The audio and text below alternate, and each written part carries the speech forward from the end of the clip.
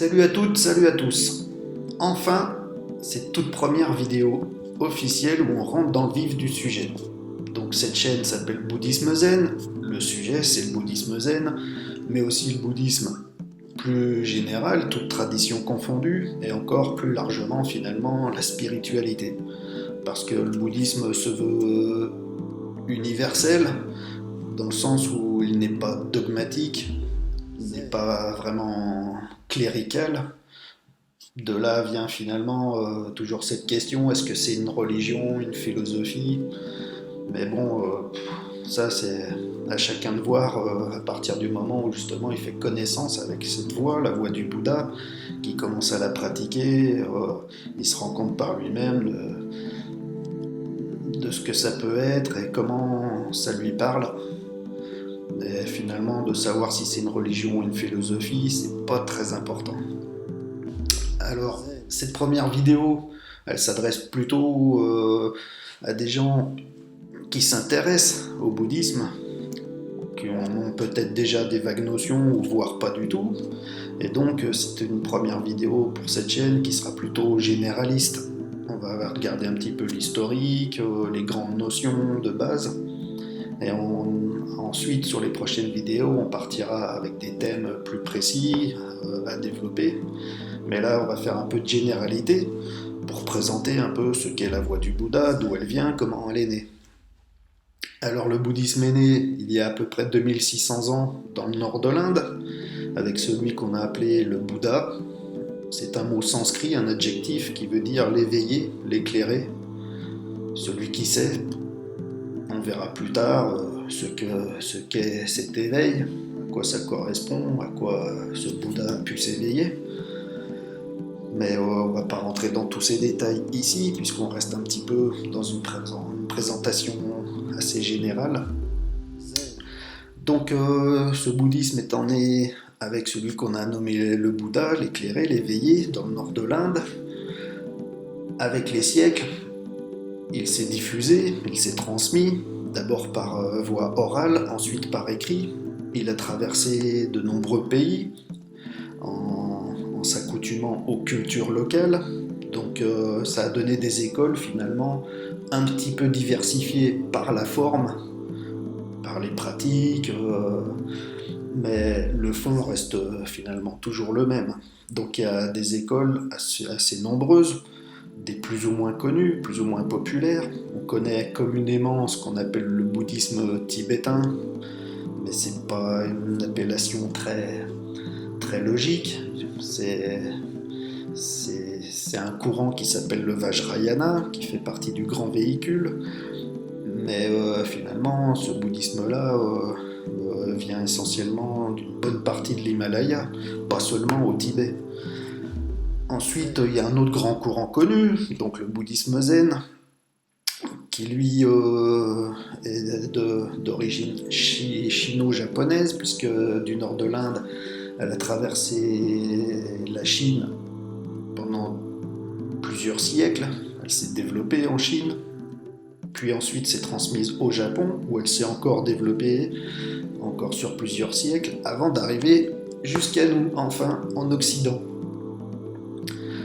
Et donc voilà, sous les siècles, sous la transmission humaine, oralement ou par écrit, à force de traverser des pays et sous le couvert de diverses cultures, les traditions ont pris des formes plus ou moins variées et ce bouddhisme s'est développé, s'est transmis, mais toujours finalement en respectant toute la proposition de base qu'a fait ce certain Bouddha historique, Sakyamuni, qui a vécu donc à peu près il y a 2600 ans dans le nord de l'Inde.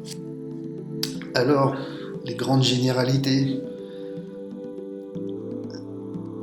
pour cette voie du Bouddha, finalement c'était quelque chose de très pragmatique, c'était un simple constat, ce Bouddha historique, finalement a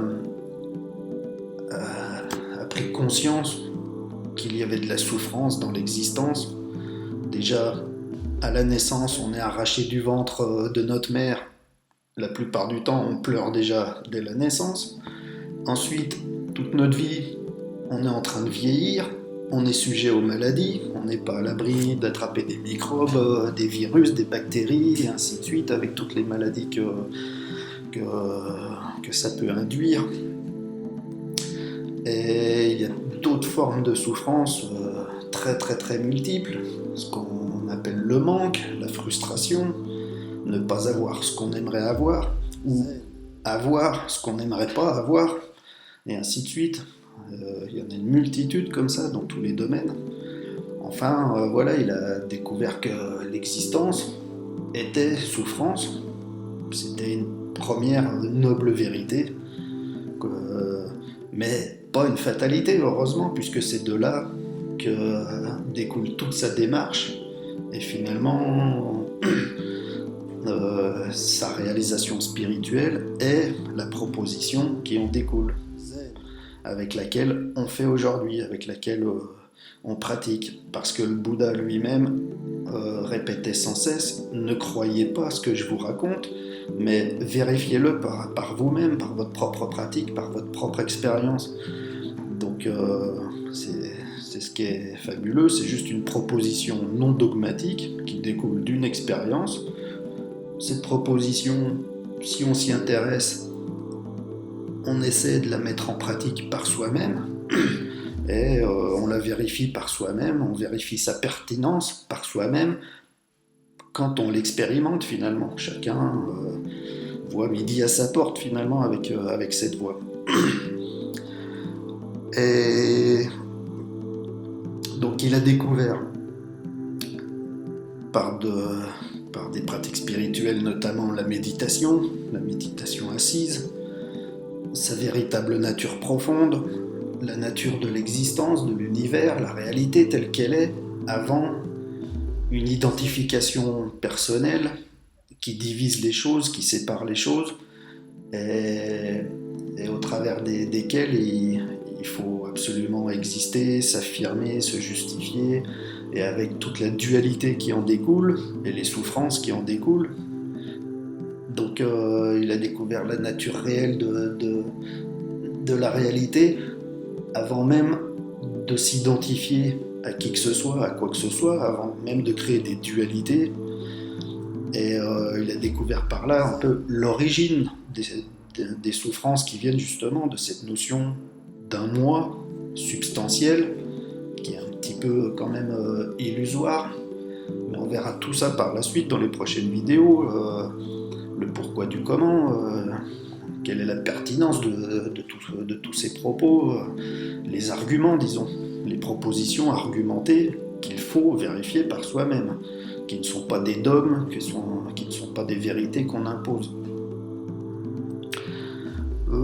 Donc, il a découvert comment dépasser toutes ces souffrances, le chemin qui permet de dépasser la souffrance et d'atteindre ce qu'on appelle finalement le nirvana, c'est-à-dire l'extinction de la souffrance par l'extinction de l'identification à l'illusion du moi, de la séparation, de la dualité et de toutes les actions multiples qui en découlent pour s'affirmer, pour exister, pour obtenir ce qu'on n'a pas, pour rejeter ce qu'on a qu'on n'aimerait pas avoir, ainsi de suite, pour combattre les souffrances, mais par des moyens qui visent plutôt à neutraliser les symptômes plutôt que de s'attaquer à la maladie en profondeur, disons. Je lis ma petite fiche parce que j'aime bien être spontané dans l'instant présent. C'est là qu'est toute la voie du Bouddha, c'est d'être dans l'instant présent. Mais il faut préparer un minimum les vidéos quand même, parce que qu'il y ait du contenu. Donc j'ai fait ma petite fiche, mais vous voyez que je suis pas totalement au point. C'est quand même ma deuxième vidéo en tant que youtubeur, donc il faudra être un petit peu indulgent. Je vais sûrement devenir professionnel par la suite, dans les années à venir, mais alors il a découvert aussi la voie du milieu, parce que là je suis en train de donner les grandes notions qu'on va développer plus tard. La voie du milieu. Par la légende, il y a cette petite histoire où le Bouddha était en train de méditer, assis au pied d'un arbre, et puis sur un fleuve qui passait devant, ou une rivière, enfin c'est pas important, on n'y était pas, il y a une embarcation qui passait avec un élève qui apprenait la guitare et son professeur de guitare. Et son professeur de guitare lui disait, tu vois, si tu tends trop la corde, casse, mais si tu la tends pas assez, ça sonne pas. Et en fait, dans sa méditation, ça a créé quelque chose d'intuitif chez le Bouddha. Il a découvert la voie du milieu, une voie justement qui s'adapte absolument à tout, qui fait en sorte de jamais aller dans les extrêmes, dans les paradoxes, dans les extrêmes, et de chercher une voie qui est plutôt centriste, qui s'harmonise avec toutes les potentialités. Une grande notion fondamentale, c'est l'impermanence des choses, de nous-mêmes, de tout ce qui est finalement. Tout est impermanent parce que tout est apparu par de multiples causes à effet. Toujours par cause à effet, tout a son fonctionnement dans l'action, dans l'énergie, dans le mouvement, mais finit par disparaître par les mêmes causes à effet. Tout ce qui apparaît finit par disparaître. Et cette notion d'impermanence est très importante dans le zen, dans le bouddhisme en général, à expérimenter, à comprendre, parce qu'elle nous amène à une vue des choses un peu plus profonde, justement par rapport à l'attachement qu'on pourrait avoir aux choses, à l'identification qu'on se fait dans l'attachement qu'on a aux choses. Donc l'impermanence, on en parlera exclusivement dans une vidéo vraiment détaillée à ce sujet-là, parce que c'est une grande notion fondamentale. Il y a aussi l'interdépendance, qui dit que rien n'existe par soi-même de façon totalement autonome, puisque tout est interdépendant avec son environnement.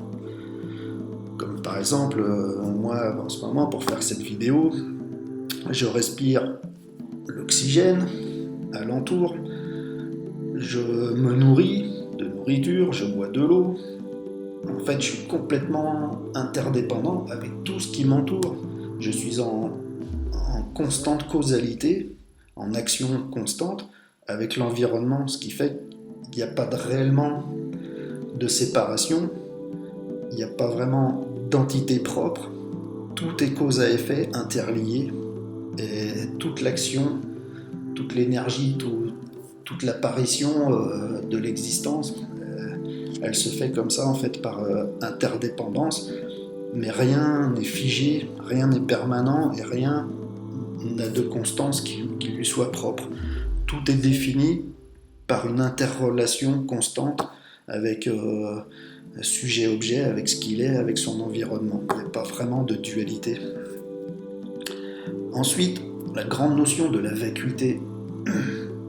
Tout ça se découle justement de l'impermanence des choses, que rien ne dure toujours, rien n'est figé, tout est en mouvement, comme on dit dans l'univers, rien ne se crée, rien ne se perd, mais tout se transforme par l'action, par la cause à effet, par l'énergie, par le mouvement. Cette action, c'est ce qu'on appelle le karma. Et donc l'impermanence et l'interdépendance liées, l'interdépendance qui fait qu'on est rattaché à tout ce qui nous environne par interaction. Tout ça fait qu'en réalité, tout est par essence fait de vacuité. Ça ne veut pas dire le vide, ça ne veut pas dire le néant, puisque on voit très bien que c'est pas le néant. Là, vous êtes en train de regarder une vidéo sur du matériel, sur des objets. Moi, je suis en train de filmer la vidéo sur du matériel, entre parenthèses, sur un petit MacBook Pro que j'ai acquis récemment et grâce auquel je peux proposer ces vidéos. J'en suis assez satisfait. Petite pub au passage. Et je ne sais plus où j'en étais. Oui, donc la vacuité. c'est le fait que tout apparaît par cause à effet sans substance propre, tout disparaît de la même façon, tout étant interdépendant et n'ayant pas d'existence qui lui soit personnelle. On parle de vacuité, mais on ne parle pas de néant, puisque tout est là quand même. En réalité, l'énergie, c'est l'expression même de toute la potentialité de la vacuité, comme elle s'exprime. Et on verra plus tard dans une vidéo que la physique, notamment la physique quantique ou la mécanique quantique, tend énormément à expliquer tout ça. J'adore la physique quantique parce que elle explique scientifiquement de mieux en mieux tout ce que le Bouddha a vécu par une expérience intuitive.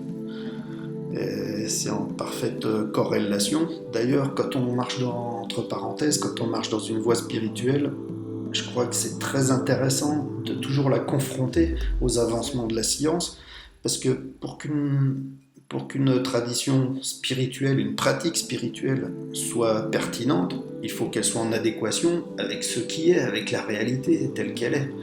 Et donc, si elle est en désaccord avec les preuves scientifiques de cette même réalité, il y a un truc qui marche plus, quoi.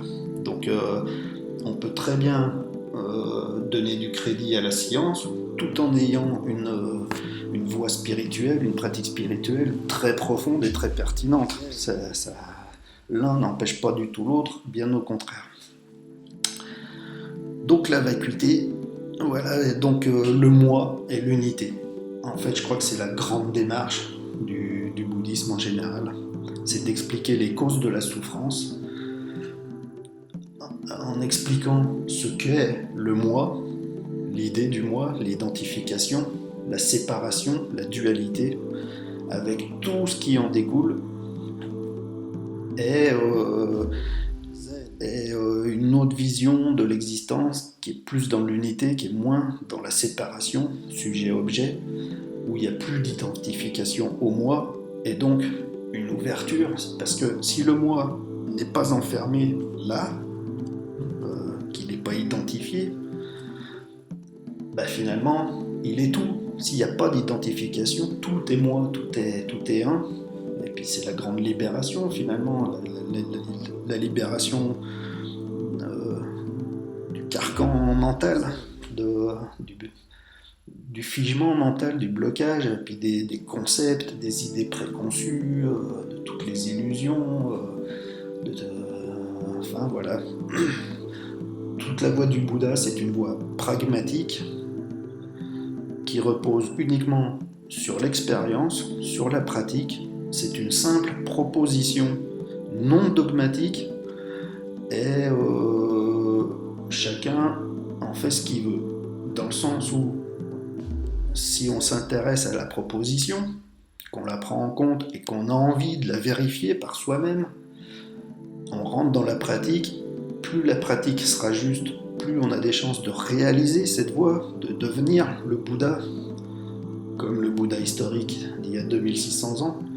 Et plus on néglige la pratique parce que le moi discute avec, fait des négociations avec la voie, et plus on reste en parallèle, puis finalement on ne réalise pas vraiment cette voie.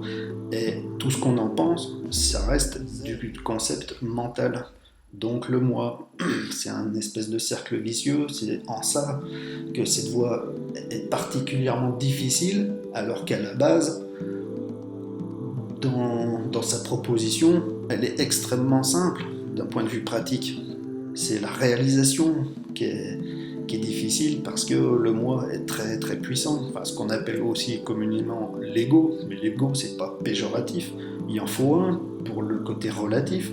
Si je discute avec vous, il y a un ego à quelque part, il y a celui qui dit, il y a celui qui entend, il faut un minimum d'ego pour l'aspect relatif de la réalité, mais